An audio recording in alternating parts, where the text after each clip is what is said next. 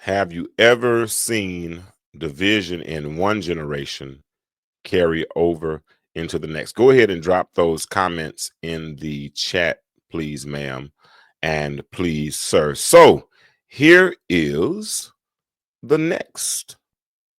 Here is the next slide. Here we go. Isaac, Jacob, and Esau when parents pick sides.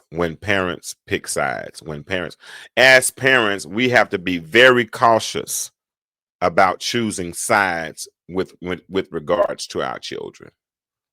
We have to be very, very cautious. Fast forward now, we're in the next generation regarding Joseph. We're in the next generation. And Genesis 25, verse 28 says that because Isaac has his own children now. No, fast forward. He's married to Rebekah. But Genesis chapter 25, verse number 28 says, Isaac loved Esau, but Rebekah loved Jacob. Does that sound familiar? Isaac loved Esau, but Isaac loved Esau, but Rebekah loved Jacob. Isaac was the chosen son, but he knew that Ishmael was sent away. Now Jacob is the chosen son, and Esau feels left out. And who perpetuates that feeling? The parents perpetuate that feeling, because Isaac choosing Esau meant that he wasn't choosing Jacob. He had a preference. Rebekah choosing Jacob meant that she had preferential treatment with regards to Jacob and not towards Esau. This was a pattern that was repeating itself. Isaac plays favorites with Esau. Rebekah plays favorites with Jacob. Instead of breaking the cycle, they continue the family division. Genesis 27, verse 35, 36 says, Esau said, isn't he rightly named Jacob? He has deceived me these 2 times. He took my birthright, and now he has taken my blessing. The word Jacob meant supplanter in original etymology. What that means is that he was a deceiver. He was a supplanter. He stole his brothers, because customarily during this time, the eldest brother was entitled to the blessing and to the birthright.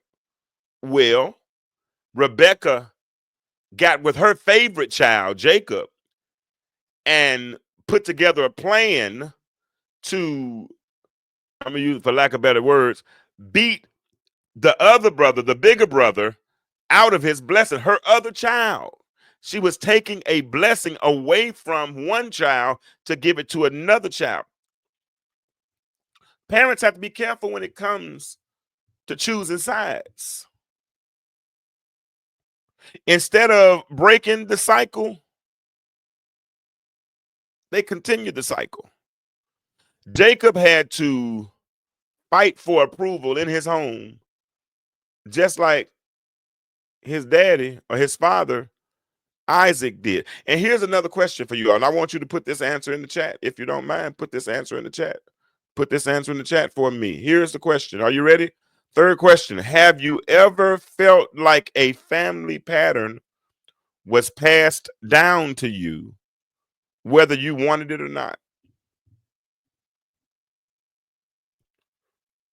You walk like your daddy. You know what? You can have never, ever met a parent, right? You know, there are a lot of absentee fathers in this world, a lot of absentee mothers too, but a lot of absentee fathers. And just because you've never met your father doesn't mean that you don't look like him. Doesn't mean you don't carry his characteristics. For instance, if he has good hair and you're running around with your wave swimming, That gene didn't start with you. That gene started with that parent. And so many times we carry the characteristics of our father or our parents, stuff that we didn't even want. I used to hear people tell me when I was a little boy, you look like a Kirkland. You walk like a Kirkland, because my last name's Kirkland. They say you walk like one, you look like one, because it was just certain characteristics that are genetic and innate. And even spiritually, there are certain patterns and behavior patterns and habits and idiosyncrasies that we pick up from our foreparents, not even realizing it, not realize, because the things that we see, especially as children, are indelibly imprinted on our eyelids, and when we see it with our eyes, sometimes we see it with our heart, and those things become a part of our spirit. They become a part of who we are. And whether we know it or not, subliminally, we start to act out the things that we've been exposed to. Hear me now. We are the 100% effects of what we've been exposed to and what we embrace. We are 100% the effects. Here it is, 2 parts of what we've been exposed to and what we have chosen to embrace.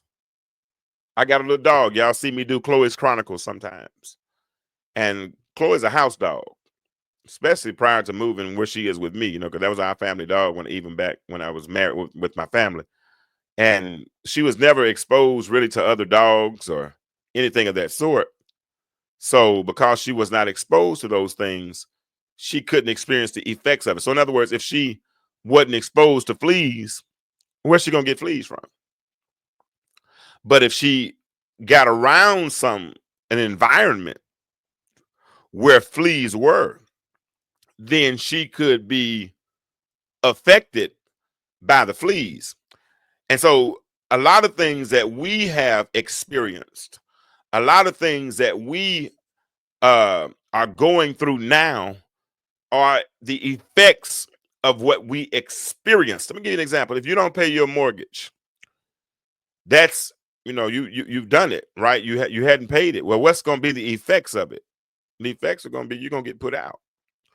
And so if you saw certain things in your childhood, you were exposed to those things. But let me think about it. Domestic abuse. Then you might think domestic abuse is normal. If you saw alcoholism or a loveless family, you might think that being in a loveless family where there's chaos and confusion, you might think that's normal, because we're the effects of what we are exposed to. So Isaac haven't been chosen as the promised one and the one that got to stay when Ishmael got to leave. That's what he saw. He saw his father choosing him over another child. And so when this time comes, Isaac chooses Esau,